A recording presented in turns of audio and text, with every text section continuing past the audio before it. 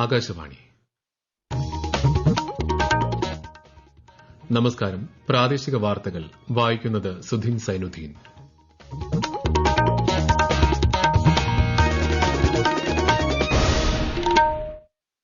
പ്രധാന വാർത്തകൾ.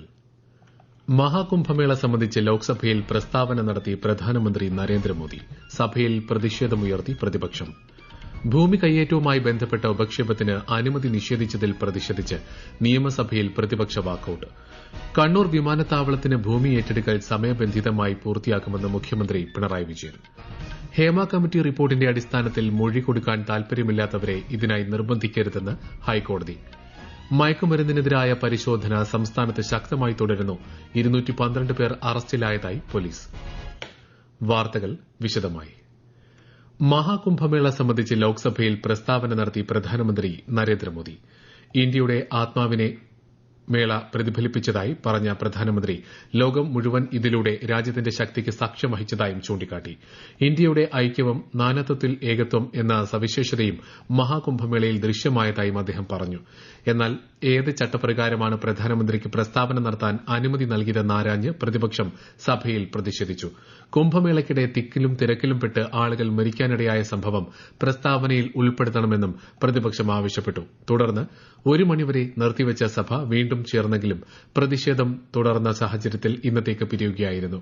മണിപ്പൂർ ബജറ്റ് സംബന്ധിച്ച ചർച്ചകൾക്ക് ധനമന്ത്രി നിർമ്മല സീതാരാമൻ ഇന്ന് രാജ്യസഭയിൽ മറുപടി നൽകി. മണിപ്പൂരിൽ സമാധാനം പുനഃസ്ഥാപിക്കാൻ കേന്ദ്ര സർക്കാർ പ്രതിജ്ഞാബദ്ധമാണെന്ന് മന്ത്രി വ്യക്തമാക്കി. ആരോഗ്യ മന്ത്രാലയത്തിന്റെ പ്രവർത്തനങ്ങൾ സംബന്ധിച്ച ചർച്ചയും രാജ്യസഭയിൽ ഇന്ന് നടന്നു. ഇടുക്കി പരുന്തുംപാറയിലേതടക്കമുള്ള ഭൂമി കയ്യേറ്റങ്ങൾ സംബന്ധിച്ച ഉപക്ഷേപത്തിന് അനുമതി നിഷേധിച്ചതിൽ പ്രതിഷേധിച്ച് നിയമസഭയിൽ പ്രതിപക്ഷ വാക്കൌട്ട്. ഭൂമി കയ്യേറ്റം മലയോര ജനതയിൽ ആശങ്ക സൃഷ്ടിച്ചതായി ചൂണ്ടിക്കാട്ടി പ്രതിപക്ഷത്ത് നിന്ന് മാത്യു കുഴൽനാടനാണ് ഉപക്ഷേപത്തിന് നോട്ടീസ് നൽകിയത്. ഭൂമി കയ്യേറ്റത്തിന് പിന്നിൽ വലിയൊരു ലോബി പ്രവർത്തിക്കുന്നതായും ഭൂമി കയ്യേറ്റങ്ങൾക്ക് ഉദ്യോഗസ്ഥർ കൂട്ടുനിൽക്കുകയാണെന്നും പ്രതിപക്ഷം ആരോപിച്ചു. ഭൂമി കയ്യേറ്റങ്ങൾക്കെതിരെ ശക്തമായ നടപടികളാണ് സംസ്ഥാന സർക്കാർ സ്വീകരിച്ചിരിക്കുന്നതെന്ന് റവന്യൂ മന്ത്രി കെ രാജൻ മറുപടി നൽകി. ചൊക്രമുടി പരുന്തുംപാറ കയ്യേറ്റങ്ങളിൽ സ്വീകരിച്ച നടപടി ഈ നിലപാട് വ്യക്തമാക്കുന്നതായും മന്ത്രി പറഞ്ഞു.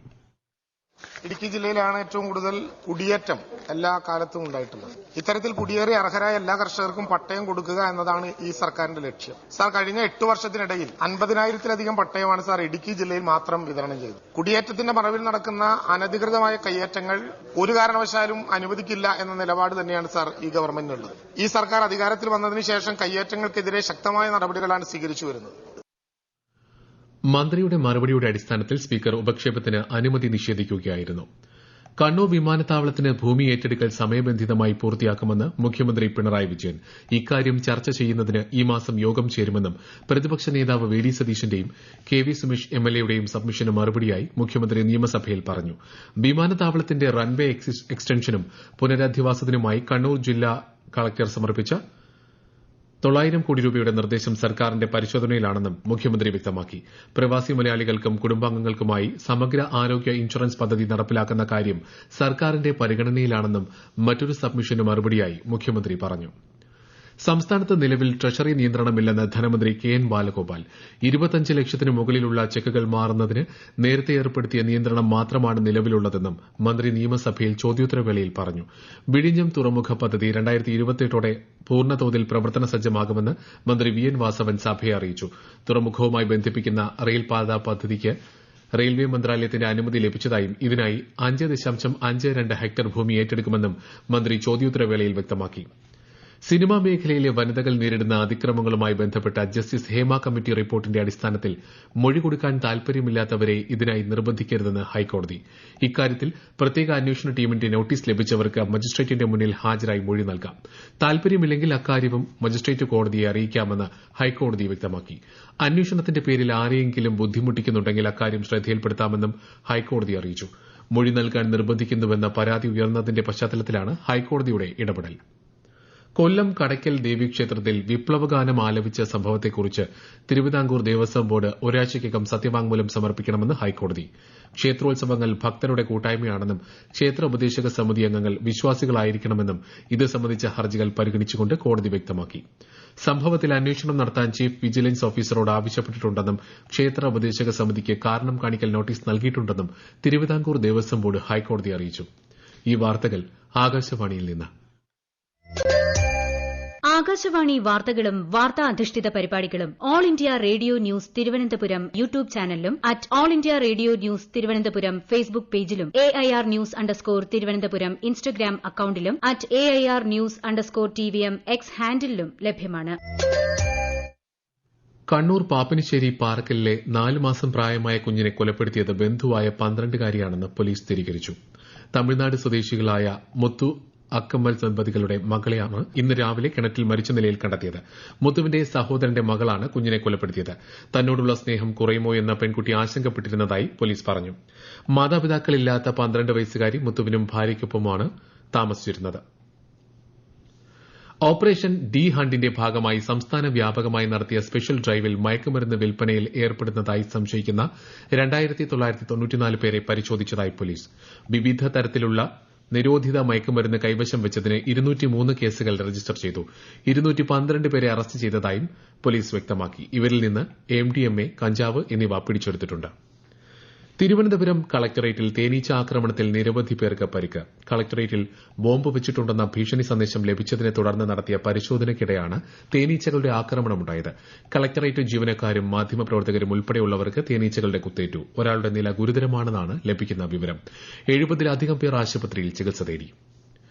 ഇടുക്കി വണ്ടിപ്പെരിയാർ ഗ്രാമ്പിയിൽ വനംവകുപ്പ് ദൌത്യത്തിനിടെ ചത്ത കടുവയുടെ തലയിൽ 2 വെടിയേറ്റിരുന്നതായി കോട്ടയം DFO N. രാജേഷ്. കടുവയുടെ നെഞ്ചിന്റെ ഭാഗത്ത് ആഴത്തിൽ മുറിവേറ്റിരുന്നതായും ഇത് ഇരപിടിക്കുന്നതിനിടെ മറ്റൊരു മൃഗത്തിന്റെ കുത്തേറ്റതാകാമെന്നും DFO പറഞ്ഞു. മയക്കുവെടി വയ്ക്കുന്നതിനിടെ ഇന്നലെ അക്രമാസക്തനായ കടുവയ്ക്ക് നേരെ ദൌത്യസംഘം വെടിയുതിർക്കുകയായിരുന്നു. സാമൂഹിക പരിഷ്കർത്താവ് അയ്യ വൈകുണ്ഠസ്വാമികൾക്ക് സ്മൃതി മന്ദിരം നിർമ്മിക്കുന്ന കാര്യം അനുഭാവപൂർവ്വം പരിഗണിക്കുമെന്ന് മുഖ്യമന്ത്രി പിണറായി വിജയൻ. ഈ ആവശ്യം ഉന്നയിച്ച് സമീപിച്ച നാടാർ സംയുക്ത സമിതി ഭാരവാഹികളോടാണ് മുഖ്യമന്ത്രി ഇക്കാര്യം വ്യക്തമാക്കിയത്. തിരുവനന്തപുരത്ത് സമരം ചെയ്യുന്ന ആശാ വർക്കർമാർക്ക് ഐക്യദാർഢ്യം പ്രഖ്യാപിച്ച് ഈ മാസം 27, 28 തീയതികളിൽ രാപ്പകൽ സമരം നടത്തുമെന്ന് BJP സംസ്ഥാന അധ്യക്ഷൻ K. സുരേന്ദ്രൻ. ആശാ വർക്കർമാരുടെ സമരത്തെ തകർക്കാൻ സർക്കാർ ശ്രമിക്കുന്നതായും അദ്ദേഹം തിരുവനന്തപുരത്ത് വാർത്താസമ്മേളനത്തിൽ ആരോപിച്ചു. കോട്ടയം ജില്ലയിൽ ആകാശവാണി പാർട്ട് ടൈം കറസ്പോണ്ടന്റിനെ കരാർ അടിസ്ഥാനത്തിൽ നിയമിക്കുന്നതിന് അപേക്ഷ ക്ഷണിക്കുന്നു. അപേക്ഷകർ ജില്ലാ ആസ്ഥാനത്ത് നിന്നും 10 കിലോമീറ്റർ ചുറ്റളവിൽ സ്ഥിര താമസക്കാരായിരിക്കണം. കൂടുതൽ വിവരങ്ങൾക്ക് prasarbharati.gov.in/pb വേക്കൻസി സന്ദർശിക്കുക.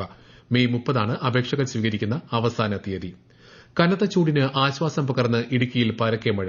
കാത്തിരിപ്പിനൊടുവിൽ എത്തിയ മഴ കാർഷിക മേഖലയ്ക്ക് ആശ്വാസമായി.